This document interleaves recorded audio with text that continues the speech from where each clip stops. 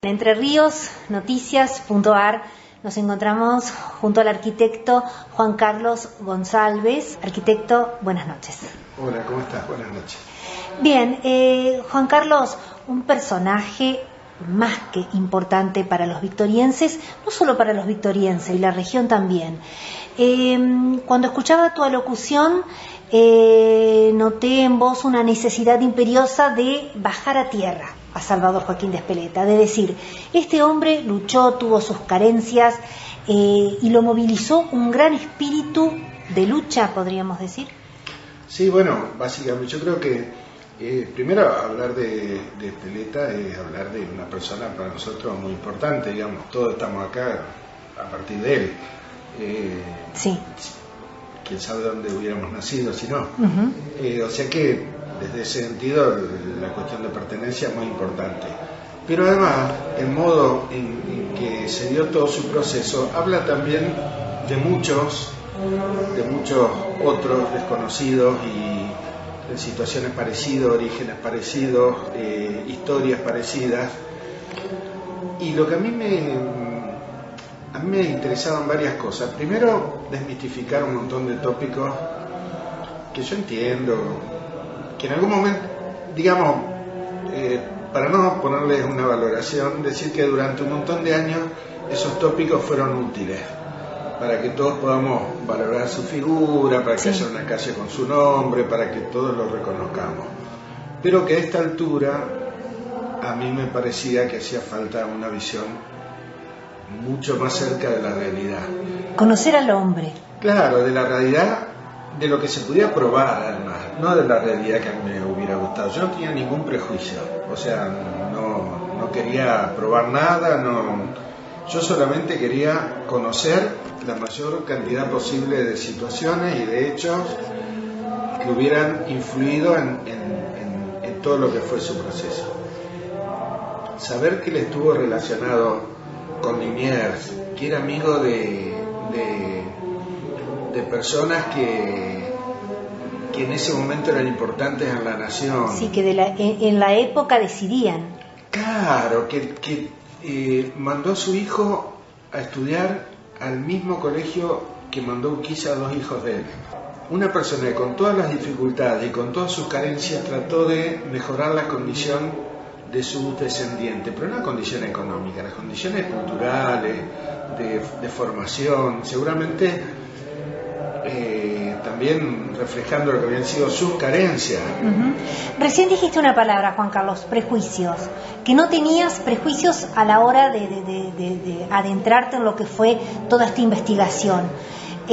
También en tu alocución, justamente y trayendo esta palabra prejuicio, dijiste de Salvador Joaquín de Espeleta que su letra era rústica y que no condecía con ese hombre tan fino que supo ser. Claro, porque esto es así, él tuvo su formación fue mínima. Era a los 16 años, la ciudad, el pueblo donde él vivía fue invadido por los franceses y estuvieron en guerra hasta que él parte hacia América. Entonces su formación fue una formación exclusivamente básica.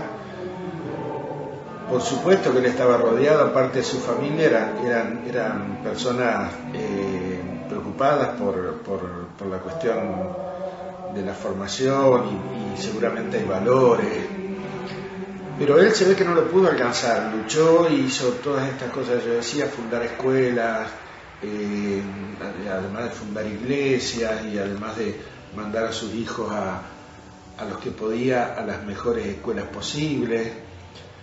Pero sin embargo él, cuando yo veo la letra de él, veo que él, digamos, no parece la letra de la misma persona que yo estoy investigando, porque esta es una letra, parece de una persona rústica. Esa fue la palabra que utilizaste. No soy experto, claro, yo en realidad lo dije con el modo en que lo sentí.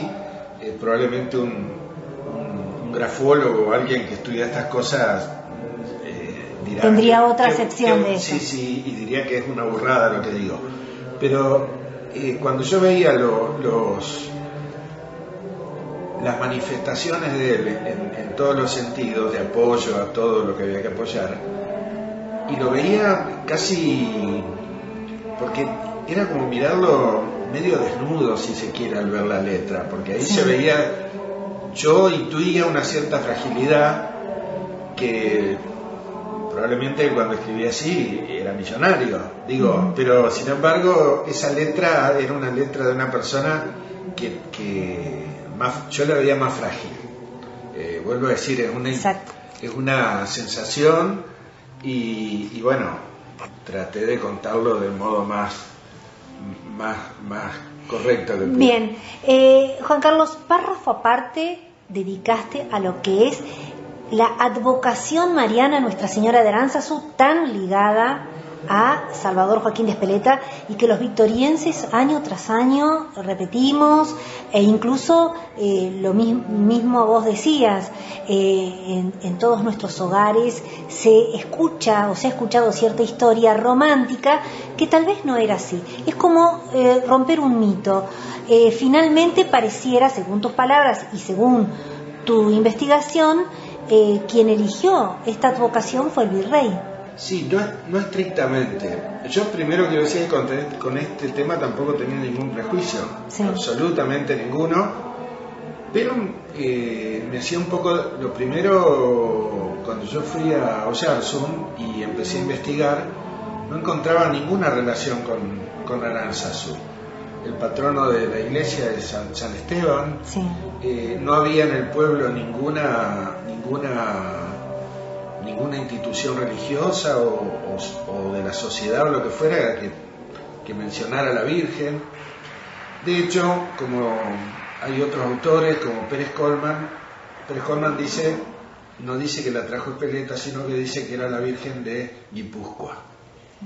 Seguramente a partir de un error. Hoy es más fácil con la comunicación. En el momento en que lo escribió Pérez Colman también tal vez no era tan fácil, porque en ese momento sí la Virgen de Aránzazu era la patrona de Guipúzcoa, pero eso ocurrió recién en el año 1918, ¿se entiende? O sea, 200 años después, o 100 años mínimo, 100 y pico de años de que nació Espeleta y 100 años después de que la eligió para acá. Y como hubo varios episodios relacionados con el virrey y la Virgen de Aránzazu, de hecho ahí está enterrada su esposa, de apellido Zarratea, su hija, y ahí nació una nueva hija. Esto fue una absoluta casualidad. Ellos iban en barco hacia Montevideo, tuvieron que hacer una parada forzosa por la enfermedad de su esposa. Finalmente muere, no sé si producto del parto o no, o tenía alguna enfermedad previa de estas que era común tomar en los barcos. La cuestión es que él entierra a su hija, a su esposa, y nace una nueva hija y la bautizan en la iglesia de Aránzazu. Y Espeleta, 10 años después, 8 años después, 6 años después para ser más preciso, le tiene que pedir autorización al virrey. En España el Papa había dado todas las prerrogativas al rey para que el rey fuera la autoridad por encima de la iglesia. O sea, el rey tenía que dar la autorización, el rey a través del virrey. Qué casualidad que era Liniers. Espeleta tenía una relación previa con él. Él tenía una relación previa con la Virgen de Aránzazu. No hay que pensar demasiado para entender todos los puntos se unen. Claro, yo entiendo, no tiene mucho romanticismo, pero la realidad es que ellos necesitaban una iglesia, y cualquiera que haya sido la advocación de esa iglesia, o sea, quien haya ejercido el patronazgo, hubiera sido lo mismo. Exacto. Porque las personas necesitaban auxilio religioso, no es que eran devotos de Bien. Juan Carlos, ¿qué le dio victoria a Salvador Joaquín de Espeleta que no le dio Paraná, que fue el lugar que él eligió cuando llegó de España? He visto muchas cartas de él, no he leído ninguna situación en la que él lamente nada, sino que el volumen de sus negocios tenía mucho más sentido ejercerlo desde Paraná que desde Victoria. Bien. Pero no obstante eso, muchos de sus hijos vivieron acá, algunos vinieron a morir acá, así que esto seguía siendo el lugar, tal vez ese hecho de que algunas de las familias siguieran en Victoria, una parte de la familia que quedó acá, creyeron durante muchos años que eran los únicos herederos de Espeleta, pero estoy seguro sin mala intención. De hecho, yo descubrí infinidad de familias relacionadas con Espeleta, sus hijos, nietos, bisnietos, gente de Gualeguay, bueno, una familia amplísima, que a partir de ahí también se hayan generado algunas de estas situaciones así idealizadas de, qué sé yo leí que él era de la nobleza, no. Para nada. No, si hubiera sido de la nobleza no hubiera venido acá, hubiera tenido un puesto en la corona de España. Bien, lo último, Juan Carlos, ¿qué te dejó a vos en esta investigación que realizaste durante mucho tiempo para poder escribir este libro? ¿Qué viste en ese hombre? ¿Cómo lo conociste al hombre Salvador Joaquín de Espeleta, no a este prócer, entre comillas, a este fundador de Victoria? Bueno, yo encontré una persona extraordinaria, responsable de innumerable cantidad de instituciones en la provincia, cuando la provincia no había nada, cuando estaba todo por hacerse. No hablemos de la fundación de este lugar, no hablemos de todas esas cosas, además desinteresadas, sí. Porque él habrá recibido algún pedacito de tierra, pero cualquier otra persona se hubiera quedado con toda, una persona con otras intenciones. Claro, se hubiera quedado con toda esta zona, hubiera sido de él y todos seríamos Espeleta, sí. Porque esto hubiera sido una sola familia. Entonces, y eso me parece que son valores fuertísimos, que tienen que ver seguramente con los valores transmitidos, con lo que él recibió. Él fue muy ayudado cuando llegó acá, entonces no daba la impresión que en medio de todo ese contexto él tuviera actitudes distintas a esas. O sea, una persona extraordinaria que hoy nos parece imposible. Cualquier otra persona en ese escenario, nosotros imaginamos que hoy actuaría de un modo bastante distinto. Perfecto.